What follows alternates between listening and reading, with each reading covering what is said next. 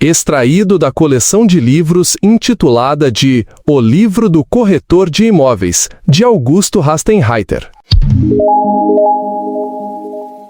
Olá! Hoje a gente vai mergulhar num assunto que, olha, gera muita pergunta. Quanto custa mais ou menos construir uma casa no Brasil? Pensando já em 2025, né? A gente deu uma olhada nas fontes aqui e, bom, a primeira coisa é, não tem um preço fixo universal. Varia demais. Então, nosso objetivo aqui é tentar desvendar que fatores são esses, que componentes entram nessa conta final. É isso mesmo. Essa variabilidade é talvez o ponto principal. As estimativas que a gente vai comentar são ponto de partida, claro, mas no fundo são as escolhas de cada pessoa, sabe? Sim. Desde o tipo de piso até aonde a casa vai ser construída e, claro, o projeto em si. É isso que vai definir o quanto vai custar de verdade. Entendi. Então vamos lá. Vamos pegar esses fatores que mais pesam. Um que sempre aparece, e o material confirma, é o tal do padrão de acabamento. Falam em básico, que chamam de popular às vezes, médio e alto ou luxo. Imagino que a diferença aí, sei lá, entre botar uma cerâmica simples e um mármore importado seja gigante no orçamento, né? Gigante, com certeza. É um dos maiores definidores de custo mesmo. Outro ponto super importante, localização. Ah, a localização? Não é só o preço da mão de obra que muda muito, né? Capital para o interior, mas também a logística. Pensa, o acesso ao terreno é fácil? Difícil? Tá longe dos fornecedores de material? E ainda tem as regras de cada lugar, imposto, taxa da prefeitura. Até o tipo de solo ali onde vai construir influencia. Faz sentido. E tem o óbvio, que é o tamanho e a complexidade, né? Quanto maior a casa, mais cara. Mas é interessante que as fontes falam que um sobrado, por exemplo, pode ter um custo por metro quadrado maior que uma casa térrea. É por causa da estrutura. Exatamente, por causa da estrutura, fundação mais parruda, escada e também o design. Se você quer uma casa cheia de curva ou com aqueles vãs enormes sem coluna no meio... Sei. Fica lindo, mas... Fica lindo, mas encarece. E falando em terreno, a situação do terreno em si é crucial. Um terreno inclinado, sabe? Um declive ou aclive. Vai exigir mais trabalho de terraplanagem, talvez muro de arrimo, fundação diferente. Tudo isso é custo que entra. E nem falamos se o terreno já tem água, esgoto, luz na porta ou se vai ter que puxar tudo isso. É verdade. É impressionante como uma coisa vai puxando a outra, né?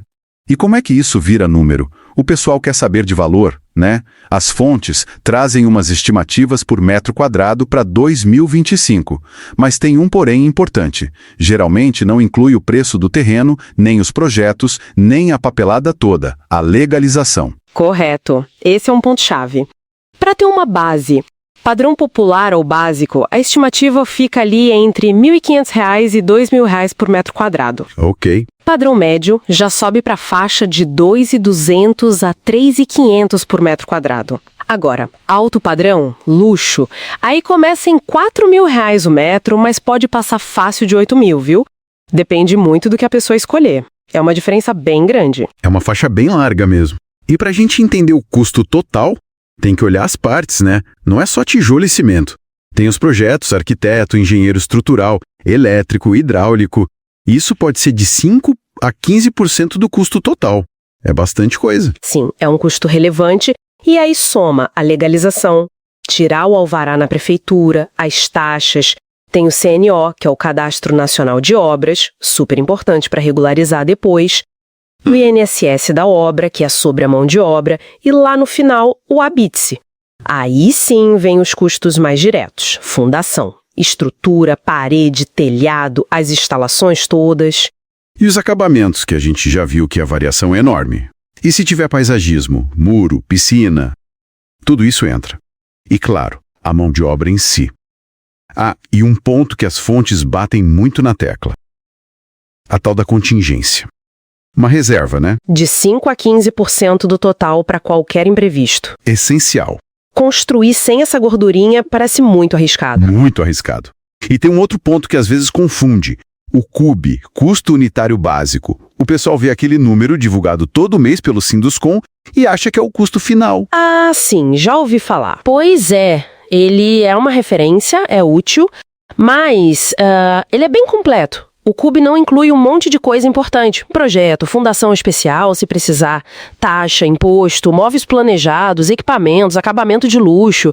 Usar só o CUB como base para o orçamento pode dar um susto lá na frente. Entendi. Então não dá para confiar só nele? Bom, com essa complexidade toda, qual seria o caminho, então, para ter um orçamento mais pé no chão, mais realista? O material sugere começar contratando um arquiteto, certo? Para fazer o projeto. Isso, o projeto arquitetônico é o ponto de partida. Com ele na mão, você contrata os engenheiros para os projetos complementares. Estrutura, elétrica, hidráulica. Certo. E aí sim, com todos esses projetos bem detalhados, você consegue pedir um orçamento de verdade, item por item, para um engenheiro civil ou para uma construtora. Ah, legal. Faz muito mais sentido. Esse planejamento detalhado é o que vai dar mais controle, mais previsibilidade sobre os gastos. Perfeito. Bom, então, recapitulando aqui. Construir uma casa em 2025, pelo que a gente viu, exige entender essa teia complexa de fatores. Fica bem claro que um planejamento muito bem feito, muito detalhado e ter bons profissionais acompanhando é fundamental para não estourar o orçamento e para a casa ficar do jeito esperado. Exato. E para fechar, talvez deixar uma reflexão, né? A gente falou muito de como a localização impacta a logística, a mão de obra e como o terreno pode complicar ou facilitar a fundação. Fica a pergunta, será que aquela escolha, que parece mais barata no começo, tipo um terreno mais em conta, só que longe de tudo, e com um declive acentuado, não acaba gerando custos extras lá na frente? Seja no transporte, seja numa fundação muito mais cara, que acabam comendo aquela economia inicial. É uma análise que, tem que ir além do custo por metro quadrado básico, né? Precisa olhar o todo.